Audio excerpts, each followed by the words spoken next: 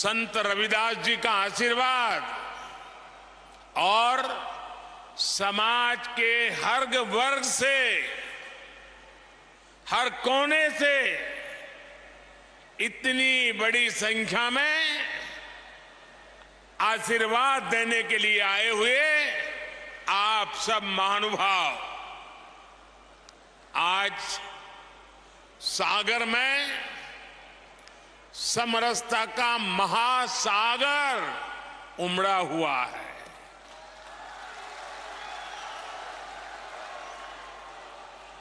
देश की इसी साझी संस्कृति को और समृद्ध करने के लिए आज यहां संत रविदास स्मारक एवं कला संग्रहालय की नींव पड़ी है।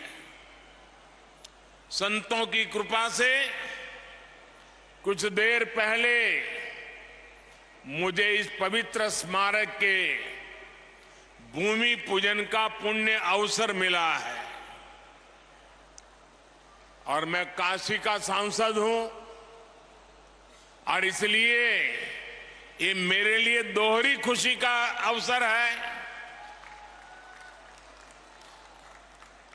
और पूज्य संत रविदास जी के आशीर्वाद से मैं विश्वास से कहता हूं कि आज मैंने शिलान्यास किया है, 1-1.5 साल के बाद मंदिर बन जाएगा तो लोकार्पण के लिए भी मैं जरूर आऊंगा। और संत रविदास जी मुझे यहां अगली बार आने का मौका देने ही वाले हैं। मुझे बनारस में संत रविदास जी की जन्मस्थली पर जाने का कई बार सौभाग्य मिला है और अब आज मैं यहां आप सबके सानिध्य में हूं। मैं आज सागर की इस धरती से संत शिरोमणि पूज्य रविदास जी के चरणों में नमन करता हूं, उन्हें प्रणाम करता हूं। भाइयों और बहनों, संत रविदास स्मारक एवं संग्रहालय में भव्यता भी होगी और दिव्यता भी होगी।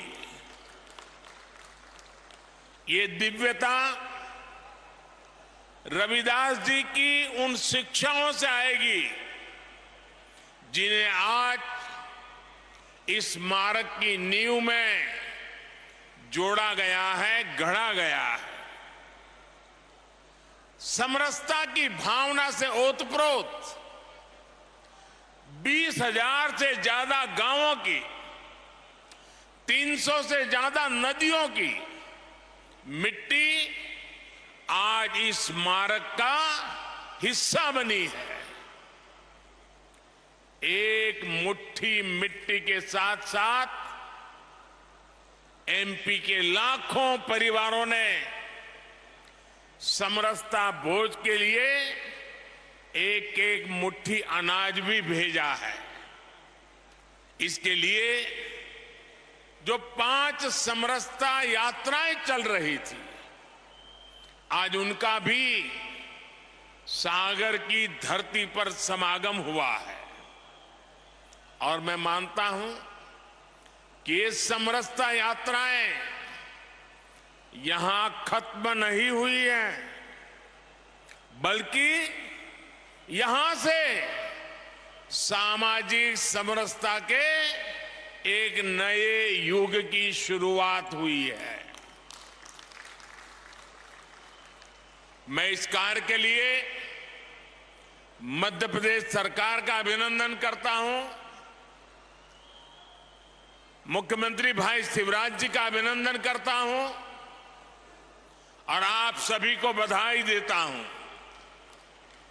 साथियों, प्रेरणा और प्रगति जब एक साथ जुड़ते हैं तो एक नए युग की नींव पड़ती है।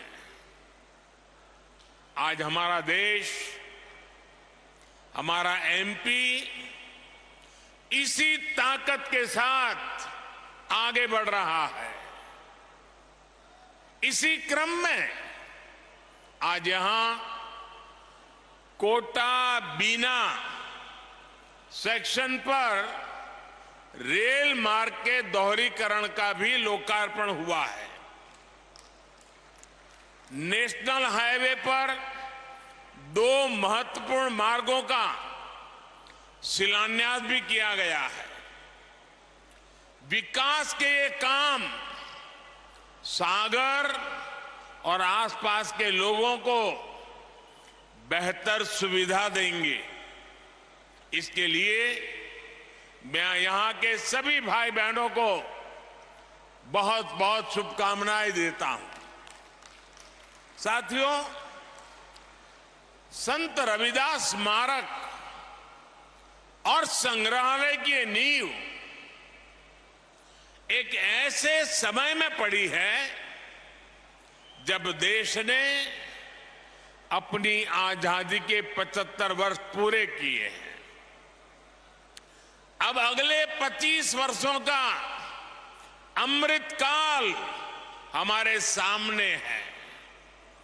अमृतकाल में हमारी जिम्मेदारी है कि हम अपनी विरासत को भी आगे बढ़ाएं और अतीत से सबक भी लें। एक राष्ट्र के रूप में